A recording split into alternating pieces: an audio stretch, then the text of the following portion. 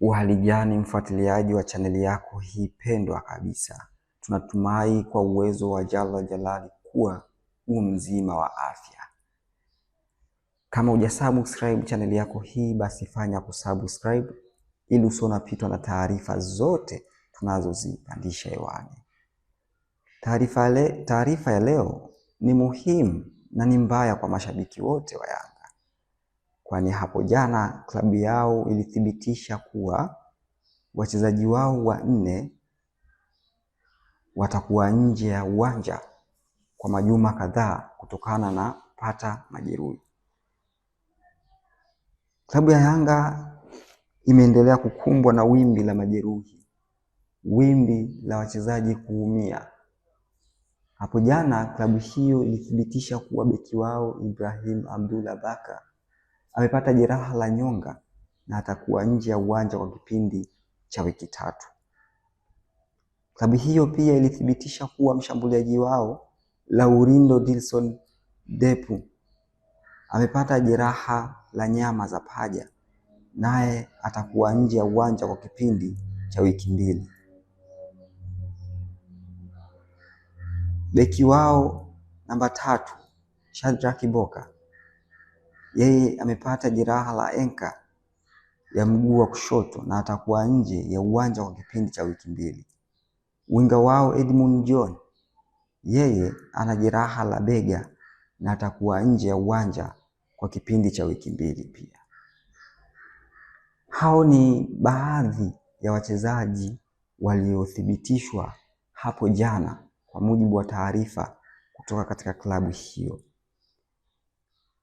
Ukiachilia mbali wachezaji hao 4, klabu ya Yanga pia ina wachezaji muhimu ambao walikuwa nje ya uwanja na mpaka sasa bado wapo nje ya uwanja.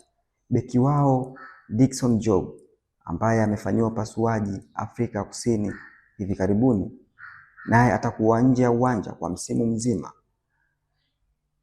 baada ya kupata jeraha la enka katika mchezo wa Simba, mchezo uliomalizika kwa sare ya bila kufungana pale New Amani visiwani Zanzibar. Huku pia klabu ya Yanga imeendelea kumkosa mshambuliaji wao kinda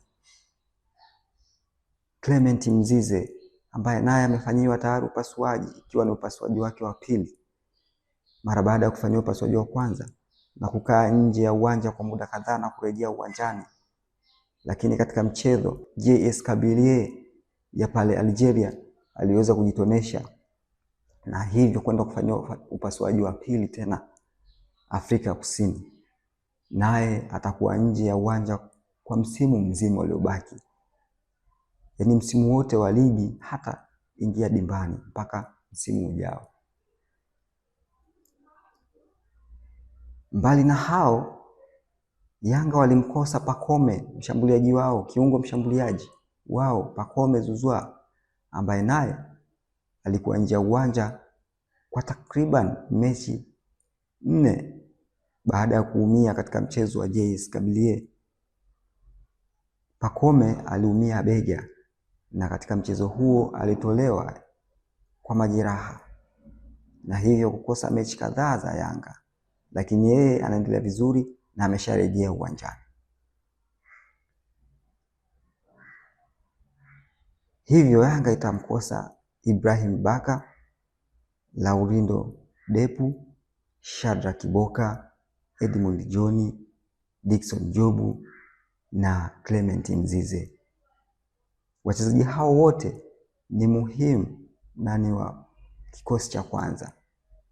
Kwa mantiki hiyo, wapo mashabiki au wapo watu wanasema kwamba Yanga inamkosa mtaalamu wa viungo au kocha wa viungo ambaye anaweza kuwaweka sawa wachezaji na wasiwe wanapata majeraha. Wapo watu wanasema ratiba ni ngumu kwa Yanga, na kweli ukiangalia ratiba kwa Yanga, mechi zimefuatana, baada ya siku 2 mechi, baada ya siku 2 mechi.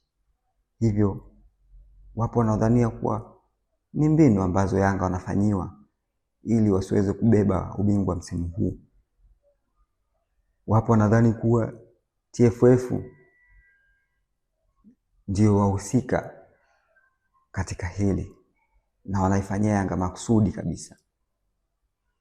Watu wa soka wenye kuamini mpira wao wanaamini kuwa ni kawaida katika jambo la soka kuwa na majeraha wengi, kuwa na majeruhi wengi.